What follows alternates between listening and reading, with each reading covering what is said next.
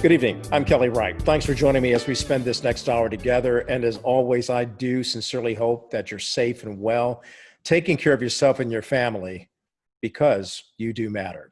My opening observations tonight, we need to work together globally, not just throughout the United States, not just throughout the Western Hemisphere, but globally.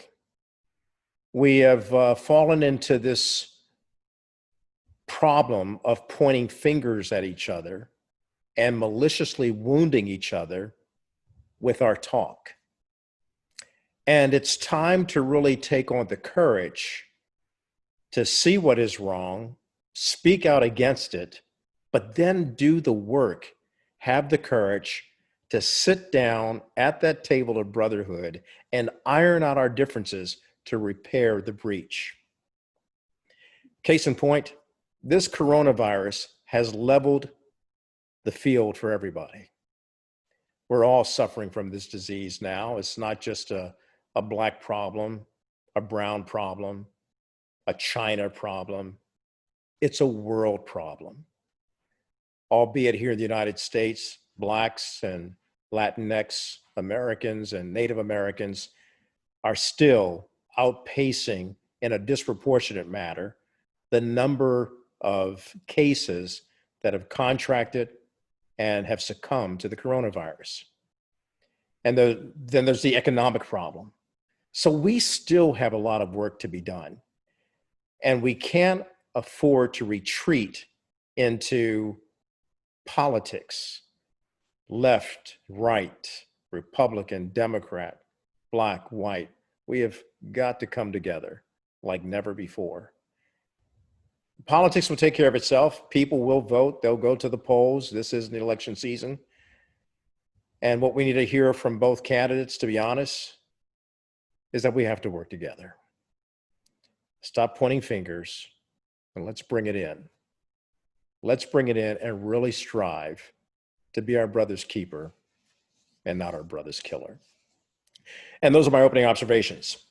So we'll get right to it. My first guest is going to talk about what's unfolding in Beirut, Lebanon. Take a look at this video. You can see the explosion that took place. It's an explosion at a place where weapons were kept, weapons that have been confiscated, and the explosion rips through the building. And it was so devastating that it could have actually demolished the entire city. And now people are reeling from the devastation that's there. So my next guest will talk about this. And he's someone that I've known for many years.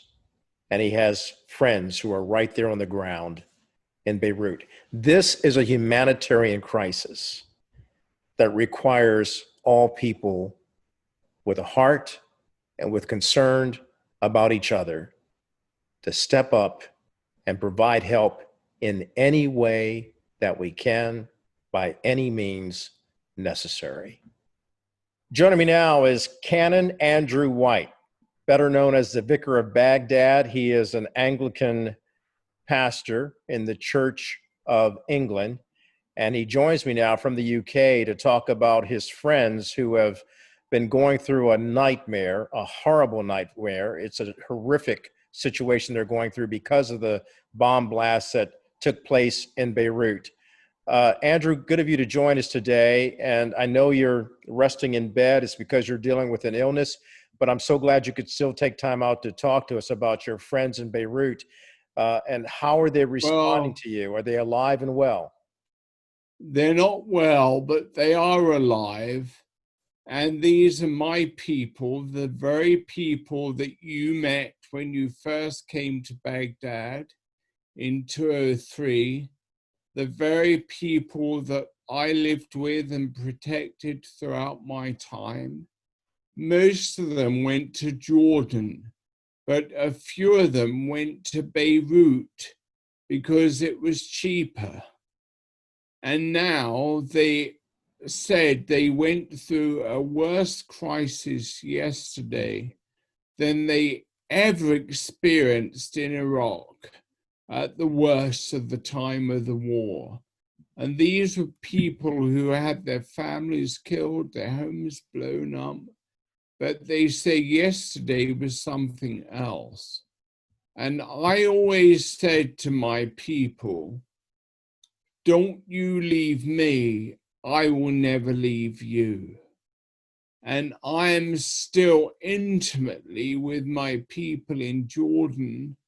I haven't been with my people in Beirut because I haven't been able to get there. But I'm living between Jerusalem and Amman, and I'm with my same people who I love and care for. And I'm not leaving them. I said to my people in Beirut, I will be back. I will care for you. The problem is nowadays we can't even get a plane from London Airport. You can't go anywhere. So we're having to try and do everything through internet, through wire transfer, banking. But in Beirut today, you can't send any money. You can't send any help. There is nothing. So that makes the humanitarian work so much greater. We know the death toll is rising. We know the need to help them in the midst of this COVID-19 pandemic, which is also impacting people in Lebanon. What do we do beyond prayer to give them help when there's no physical means of getting it to them, Andrew?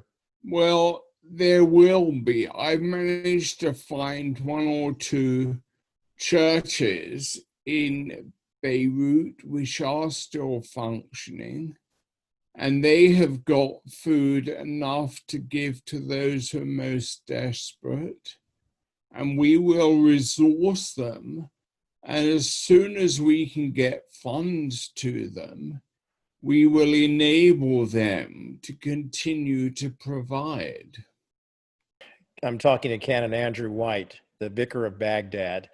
When we return, I want to talk to him just a little bit more about how the people of Beirut move forward because their economy is wrecked and ruined, and also how we in America might move forward, as well as the UK, and moving forward with our racial unrest and bringing it to a halt and repairing the breach.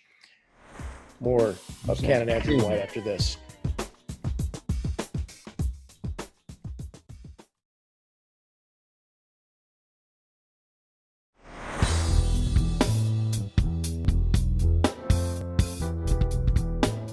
Welcome back to the program. I'm talking to Canon Andrew Wright, the Vicar of Baghdad, as he's famously known. And I had the pleasure of meeting you, sir, in 2003, 2004, while working in Baghdad. And of course, we've kept a friendship since then. Your I life has... abandoned you in Baghdad, didn't I? You abandoned me in Baghdad, that's right. Famously. On the streets of Baghdad without any protection. And it was a long walk back to that U.S. compound. It was just 2 short blocks, but realizing that we were there and Americans were being seen as the enemy, it was quite a frightening experience, but faith got me to the U.S. compound there in Baghdad. And I'm not mad at you. It was a very good experience. It tested my faith. What we experienced there is just a taster of our experience in life. Andrew, I want to thank you. I know you're busy. I know a lot of people are calling you from Lebanon as well as Jordan. I will continue to pray for your friends there in Beirut. I know how devastating it is, although I can't imagine the experience that they're going through right now, all the heartbreak and the pain, and no power, no electricity, no running water because of this devastating bomb blast. I know you're trying to get funds to them and help them. And your organization, what's the name of it, and how can people help by perhaps... It is called Jerusalem Merit, MERIT, which stands for Middle East Reconciliation International. Jerusalem Middle East Reconciliation International. We take the word of the Messiah from Jerusalem to the end of the earth. My dear friend, God bless you. We will talk again and we will work together. I know you've got a lot of plans for me, so I'm just ready to We saddle have. up and help. We will go for it. All right, Andrew. We'll be keeping everyone in prayer in Beirut, and certainly if there's any help that we can provide for you, certainly we want to try to do our best to help, even if it's a small donation. But thank you, sir. God bless you. Stay safe, stay well. Blessings to you. All right. We'll be back with more of the program after this.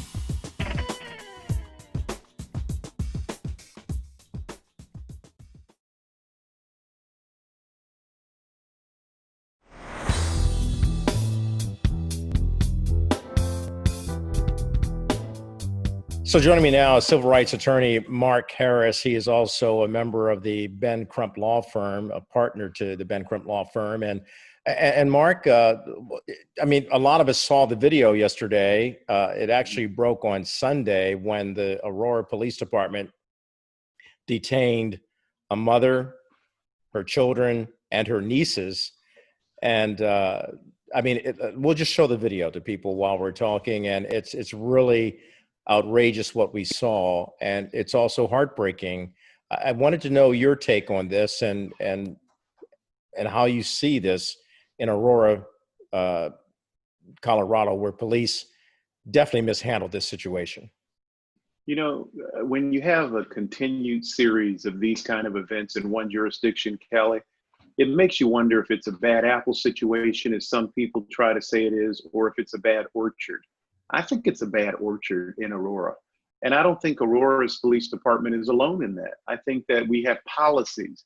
Let's kind of unpeel what happened here. You had a mother with a 17-year-old, a 14-year-old, a 12-year-old, and a 6-year-old who were handcuffed, face in the hot Colorado pavement in the summertime, face down, detained with guns drawn by the police over what turned out to be mistaken identity and a false claim. Now, I understand. Let's take the best case scenario as far as law enforcement is concerned, that they had a report of what they thought was a stolen vehicle, and they thought one or more of these folks may have been responsible for that. I have never seen, now maybe it's just because the media hasn't shared it with us, I've never seen a Caucasian family treated like that by law enforcement anywhere in America. These stories continue to happen, and unfortunately, they typically end in serious dismemberment, injury, or death when it comes to the African-American family involved. Thank God that didn't happen here. You know, I'm glad you said that, because what it reminded me of is all of those years that I worked in the New York area, particularly back in the late 90s with a station out of New York. And I would drive up and down the New Jersey Turnpike, and I saw families, Black and brown families, stretched out on the ground. And Yes. you know, and then finally that practice was brought to a halt after an investigative report revealed that they were racially profiling, and the governor put an end to it because he was able to see with his own two eyes what was going on. I think that has to take place in Aurora, Colorado, because remember now, this is happening on the heels of the Aurora Police Department being questioned and being brought under scrutiny because of what they did to Elijah McClain. Right.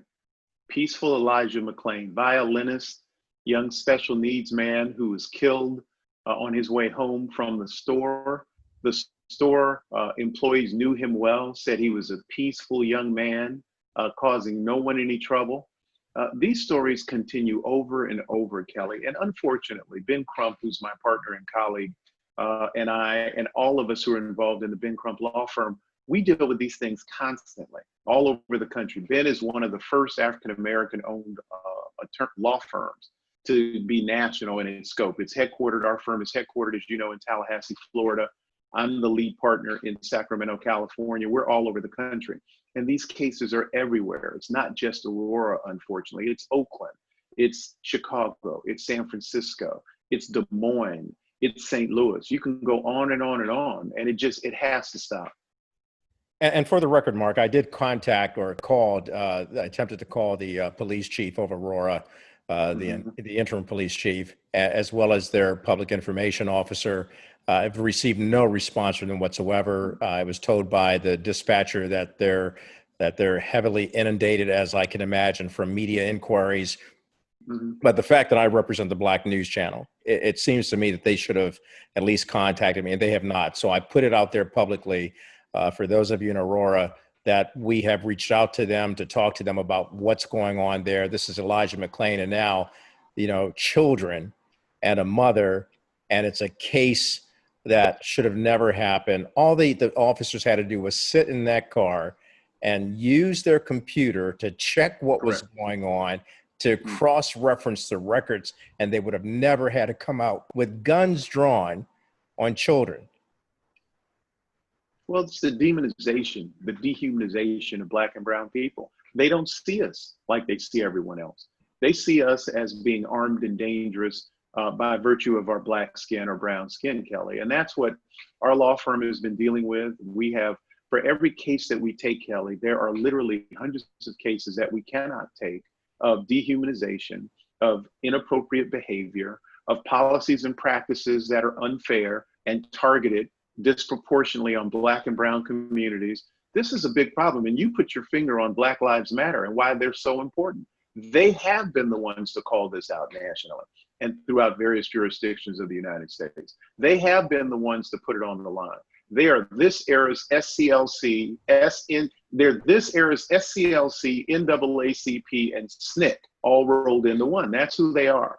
And I support everything that they're doing to try to make sure that we bring protection to Black and brown people and disenfranchised people.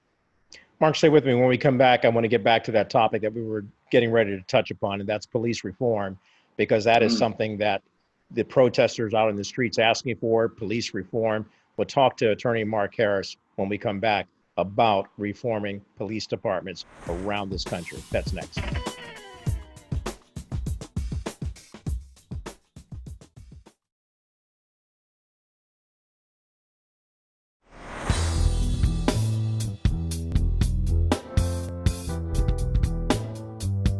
Welcome back to the program. I'm talking to civil rights attorney Mark Harris. He's also a member, a partner, if you will, of the Ben Crump law firm. And we've been talking about this unfortunate situation that took place in Aurora, Colorado on Sunday. It broke on Monday when everybody on social media began seeing what police did to the little girls and a mother, placing them face on the ground. We're showing the video once again. And Mark, as I continue to look at this video, people are outraged, people are heartbroken, and people are saying, this is sickening. We've got to do something. There has to be better discretion within the police officers who are actually sworn to protect and serve the citizens that they represent. So when we talk about police reform, and when Black Lives Matter is saying defund the police, they're not actually saying defund the police. They're saying take those funds and put them to good use by getting people in those squad cars or with those police officers that can better handle situations so that we don't see what happened yesterday, or we don't see what happened to George Floyd or Breonna Taylor. You're absolutely right, Kelly. And there are a couple of things. Let's connect the dots here a little bit. The National Football League right now is running an ad featuring Stephon Clark's mother, the late Stephon Clark, who was killed by Sacramento police, a precursor in some ways to what happened to George Floyd and others. His mother taped a PSA, a public service announcement for the NFL. They plan on sharing it with the public in great measure as the season opens up, if the season opens up. And the District Attorneys Association in California has already protested, Kelly. They said that they were insulted, that it's inaccurate, the NFL should take it down. There's this constant process of trying to say that it's that behavior that is inappropriate behavior is the work at worst of one or two bad apples. And in fact, in the Stephon Clark situation, they still take the position that those officers did the right thing with full justification. What we have to do is look at a couple of things. Junk in, junk out. If we're putting people into law enforcement who are not mentally capable, emotionally capable, or culturally capable to serve in that capacity, Kelly, it doesn't matter what the policies and practices are. These events are going to continue time and time again. You know, there are so many different ways to reform police. Training, we talk about training, but like you said earlier, we have to make sure that the right people are being hired. Also, if you're an RN or a doctor and you're dealing with the public in dire situations, you have to be licensed. Are we getting to a place now where we have to start exacting more scrutiny of our police officers and our police departments? There are 18,000 throughout this country. Do we need to make sure that they're licensed and trained and skilled in all of the myriad of tasks that they have to contend with on a daily basis? Because it's not easy being a cop. Let's make that clear. Let's make that abundantly clear.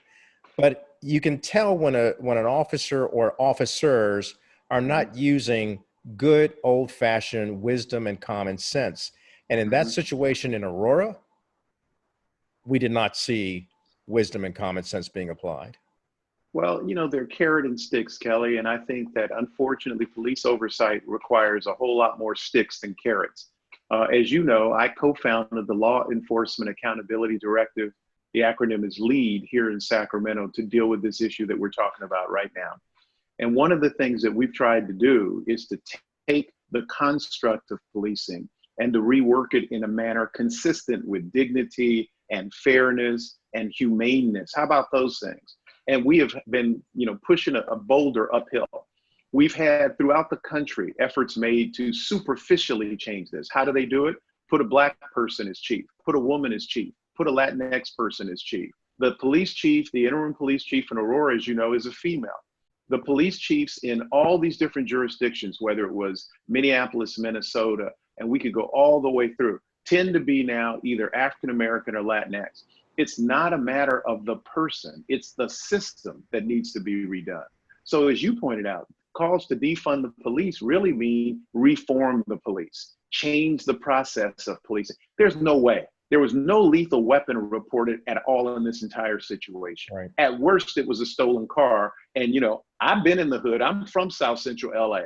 You don't steal a car with 4 youngsters and a mother behind the wheel. That just automatically doesn't add up.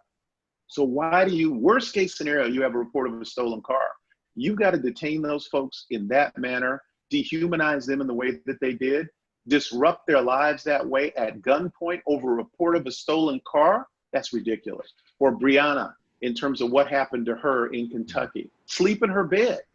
Cops stormed in without announce and started firing. You can't fix that with policy changes. You've got to fix that at its core essence, and that's change the philosophy associated with policing and law enforcement.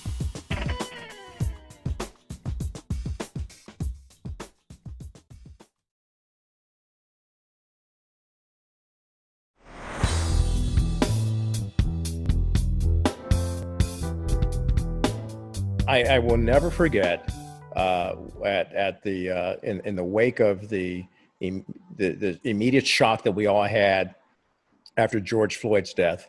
Yes. The police chief of DC, as well as one of his top sergeants, both of these men told me, and it was in front of the Martin Luther King statue here in DC, and both of these men told me, Mark, that we're police officers. We care about our community, and we try to train and recruit the best of the best.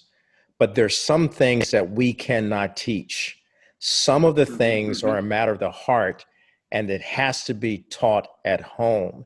And therein lies the rub. And that, if we can drill down to the nub of this, if a child is taught to hate someone because of the color of their skin, or because they refuse to accept a different culture, we got a problem, especially when that person puts on a badge, wears a gun, and goes into communities of color and has no understanding of how that culture works or no respect for that culture. And that's what hurts me so much about what I saw with girls on the ground.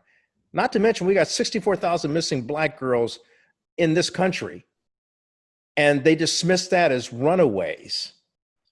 And so I'm a little bit upset about all of this, as you can tell, and I'm a little bit vexed about it because I'm solutions-based, I'm solutions-driven, I'm faith-based. There's got to be an answer to this. And to me, there's got to be a way of changing the heart of people who exist on those forces right now and making sure that you hire people that are about the business of bringing a remedy and a solution and not being part of the problem. Well, we've got to hold out the examples, the counterbalancing examples. Chief Eric Jones in Stockton, California, has been featured in the New York Times and in other newspapers and periodicals as being someone who really is focusing. It turns out Chief Jones is a Caucasian male, but that doesn't matter. It's not about ethnicity.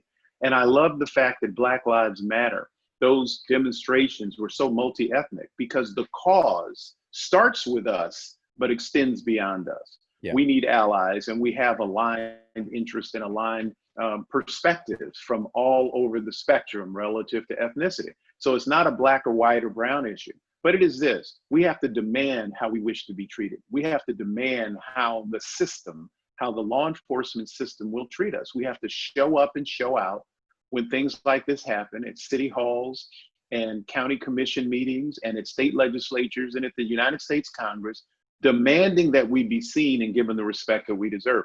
When you do what you did in Aurora, that's a lack of respect, Kelly. That's just disrespect. Any way you cut it. They weren't worried about their safety with those 4 young people and the mother/aunt. There was no threat.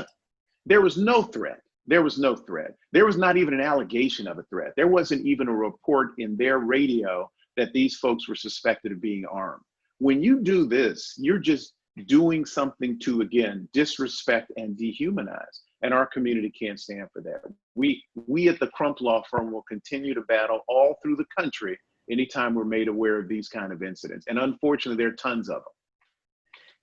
Yeah, look, it's not an easy task, but we have some hard work to do and some heavy lifting to do. And I think if we have conversations like this with you, Mark, and with Ben, and with the police chiefs throughout this country, I've talked to police chiefs, meeting with them and talking to them on numerous occasions. I know that there are good cops out there, and they got to stand up. That's all there's to it. They've got to stand up, and we've got to have a place, a platform where it's not sensationalized in the media, but rationalized and talked about and discussed over and over again to effectuate some real transformation in our communities of color so that there's a better trust between police and the people of those communities. I got to believe that if we keep talking about it, even on this show, this platform, we've got to effectuate some change. So I invite police chiefs from all over, police professionals from all over, come talk to us. We're not going to bite you. In order for this to be fixed, I'm going to borrow from what is being said now about racism. Racism's not for Black folks to fix. It's for racist white folks to fix. It's for institutions that exhibit the racism to fix it. We're all in this together, but we can't fix this for them. Similarly, in terms of policing, the public can't fix this. It's going to take police professionals and legislators and decision makers to fix this with our input. We have to be engaged and we have to be involved. But in order for this to be fixed, it's going to have to be fixed institutionally from the inside or defunded and done away with. And I don't think many of us, some of us do, but not many of us want to see that happen. No. So I'm with you, Kelly. I hope we continue to talk about it and continue to be diligent on this topic. What's the saying we use in our community? It takes a whole village. Well, That's guess right. what? The police department is part of that village. We need to step it up. And we need to step it up to make sure that they're held accountable and that they're responsible to sit down and start making some changes. Look, I know I'm kind of out of line here, but this one got me. I don't think so. This one got me. I don't think so at all. We all feel the same way. I mean, on the other side of this, Kelly, is violence. And right. None of us want to see that happen. Mark, I think through prayer, through action, and through litigation, as well as through the protests that have been going on, demanding justice, and then sitting down at that table and working it out, that's where the solution has to take place. It's got to happen. I appreciate you being on. I know we went a little bit long, but we needed to. Thank you, Kelly. I appreciate it. The civil rights attorney, Mark Harris, based in Sacramento, part of the Ben Crump Law Firm. We have a lot of respect for Mark and Ben Crump and what they're doing in this country to protect the civil rights of not just Black citizens, but brown and actually all citizens. Back with more after this.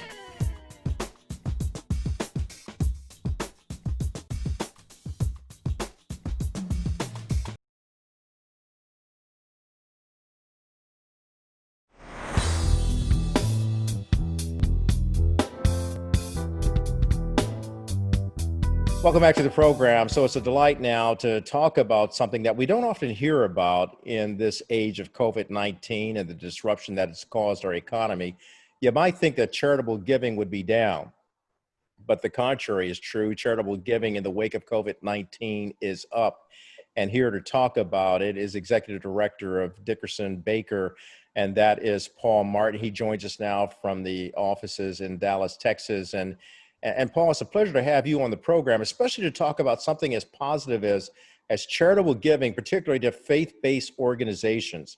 Tell me how this is possible in an age of COVID-19 when the economy has been so hard hit. Well, let me tell you, we started from your position, Kelly. I mean, when we started looking at this particular study before we commissioned it, we work, tell you, we work with rescue missions, we work with global missions agencies, we have higher education institutions, many faith-based nonprofits. And many of our clients received, at the beginning of the pandemic, received a number of very large gifts, and they became concerned, will this be all those people will give for the rest of the year? Because rescue missions, their hard season begins in November when it gets cold. They were looking at point of service. How do we serve these vulnerable communities? And they wanted to know, will the donors be with us then? And I bring you good news. The donors, 85% of donors are telling us we're not only going to give what we gave in 2019, we're going to give more. Wow. It is one of the most exciting things. Now, I want to qualify this. These are donors who give $1,000 or more to any charity, and these are also donors who are faith-based. So they are extremely excited because they see an opportunity to make a difference in the world. They want to be generous, and their money is following their heart. Do you think it's also because of not only money following their heart and their faith in God to do things in our society that are so necessary, like feeding those who are hungry because of COVID-19 and having their finances disrupted, and just the fact that COVID-19 continues to spread? So do you think that their money is going beyond what their heart is saying and saying, this is a way that we can reach out and help? I think so. I think many donors feel a call on their life that God provided these resources. Now, what do I do with them? And they don't spend it on themselves. In fact, I was talking with a donor recently in a focus group, and unbeknownst to the charity we were doing the focus group for, the man, before we even got started, said, oh yeah, I had to tell my children last week that they won't be receiving anything in my will because I'm giving 100% to this organization. And the reason why wasn't because he hated his family. The reason why was he knew he'd given his family a start, and he had funded their college education. They were doing fine. They were going to be okay. But he wanted to make certain that his life would make an impact beyond his years. And I think we see donors doing that more and more. For instance, one of the things in our study that we discovered that donors are seeing both spiritual and physical needs. And that actually shows up with what they expect to grow their giving toward. Now, I'll tell you, there's some organizations that these donors aren't going to give as much to, and those would be organizations, animal welfare. That is not touching their heart in this moment. Likewise, arts. Arts are struggling, and they likely will continue. But if you're looking at outreach, evangelism, discipleship, if you're looking at touching vulnerable communities, both here and abroad, that's what these donors said that they wanted to put their money where their heart was. Wow, so it's really a people-orientated type of giving. Let me ask you, in the wake of the racial unrest that we've seen in this country, that compounded by the COVID-19 pandemic and the unfortunate deaths of George Floyd, Breonna Taylor, Ahmaud Arbery, and so many more. Do you find that some of the donors are looking towards concerns that would help bring about racial reconciliation and positively impact Black and brown and red communities, because Native Americans have been hit hard. The Black community has been hit hard. Of course, the Latinx community has been hit hard by COVID-19. Just in the numbers of people have been disproportionately impacted. So what are your donor base people saying from that perspective? We saw indications their heart was going there as well. Now, I want to tell you the timing of our study didn't give it into full bloom. So we only are going to see indications. Our study went to field right immediately after the tragic death of George Floyd, and was only in the field for a couple of weeks. And during that time, there was activity. But the activity actually grew after that date. So today we saw the if you will, the grass shoots coming up through the ground of people desiring to support that kind of organization, but it wasn't all the way up yet. I wouldn't be surprised to see that we see a great deal of sensitivity with these mid-level and major donors for supporting that kind of action in the future. Paul Martin, thank you. Appreciate My you. pleasure. And Thank bringing you. this information to light. Keep us informed. Come back on the show anytime. Don't be a stranger. Will do. I'll keep you up to date, Kelly. It's a pleasure. All right. It's a pleasure to talk to you, my friend. And we'll be back with more of the program after this.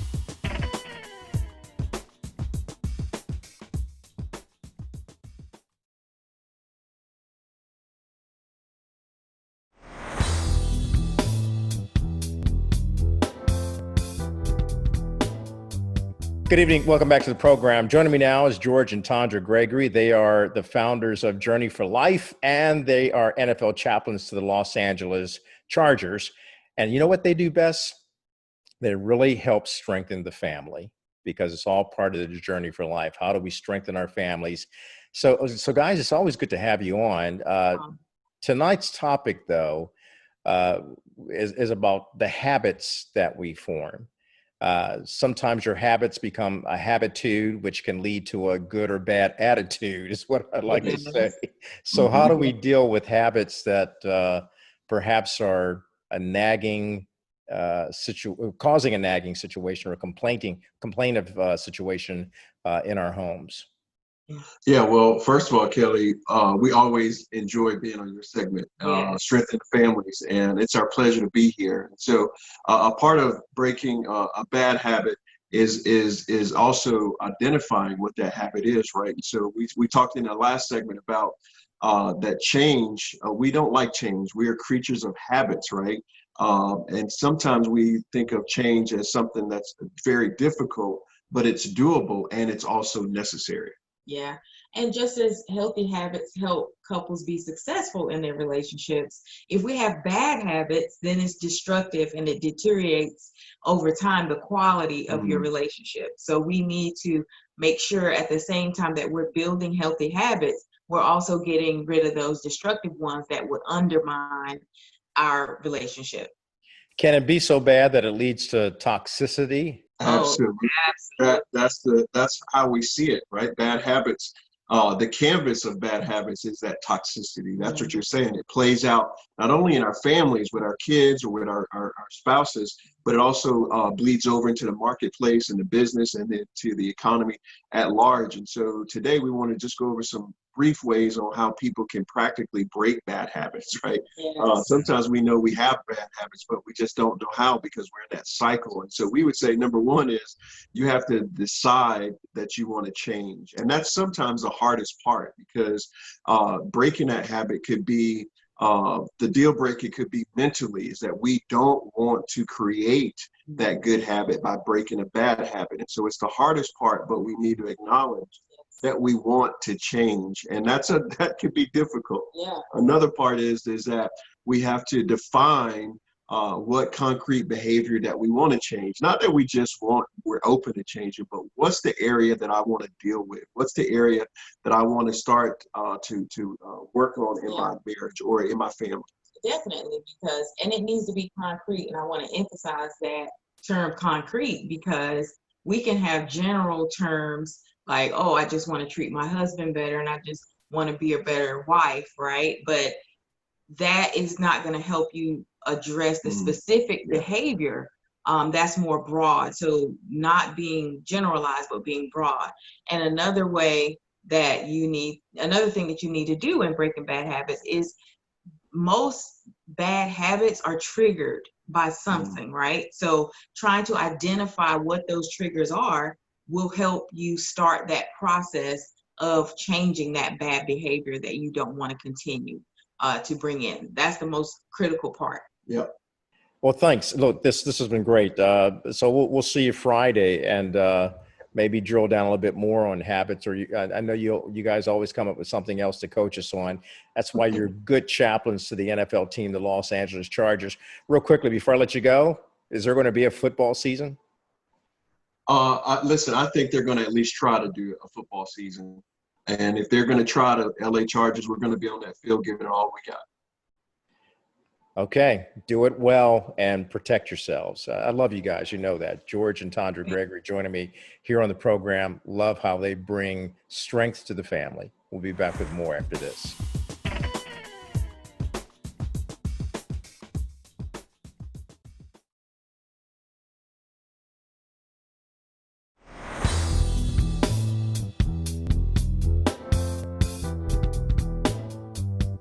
And welcome back to the program. I want to thank all of the guests who appeared on tonight's program, and I especially want to thank every one of you who took the time out to watch. Hopefully, we have learned how important it is that we understand that we are a global community responsible for taking care of each other. That goes beyond tribal and racial lines. But the bottom line is we do have work to do. And the way we can do that is learning to be righted, ignited, and united in spreading love, freedom, and peace. Good night.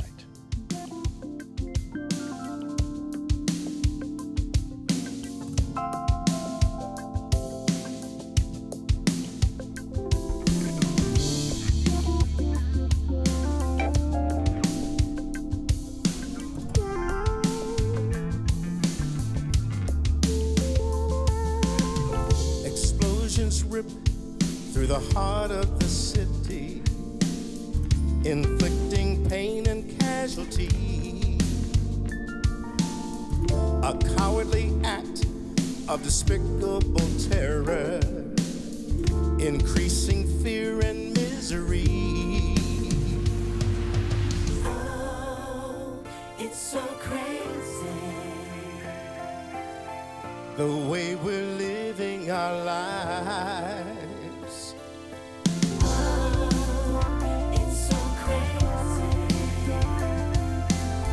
This kind of living ain't right.